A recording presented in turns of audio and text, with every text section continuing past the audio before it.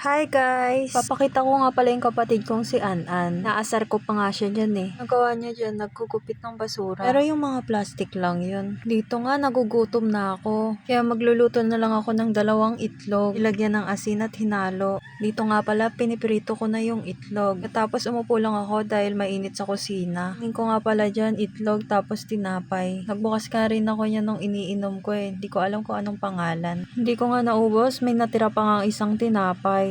Kaya binigay ko na lang sa kapatid ko. Tinanong ko nga yung kapatid ko kung para saan tong ginupit. Sabi niya, para daw sa trash to cash back. Ang sipag nga ni Jessica ay naglalaba. Tapos si Bonnie at Rachel nga pala nagsasampay na ng damit. Kagandahan dito, bata pa lang natututo na sila. Tapos ako, ang taka ko naman, eto magluluto ng ulam. Hulaan nyo kung anong lulutuin ko. Diyan, nagisa na ako ng bawang sibuyas, luya. Tsaka nilagay ko na yung manok, tapos hinalo-halo. After 2 minutes, nilagay ko na yung patatas at toyo. Sa mga tansya ko, 7 to 10 minutes, ganyan na siya. Mukha na bang masarap? Halo ko lang para kumapit yung lasa. Sino dito yung habang nagluluto, hinuhugasan na yung mga ginamit nila? Comment nga kayo sa comment section. Habit ko na kasi yun tuwing magluluto ako. Para komportable at malinis tignan ng kusina. Syempre, pinunasan ko na rin. Hindi yung makahugas lang, okay na.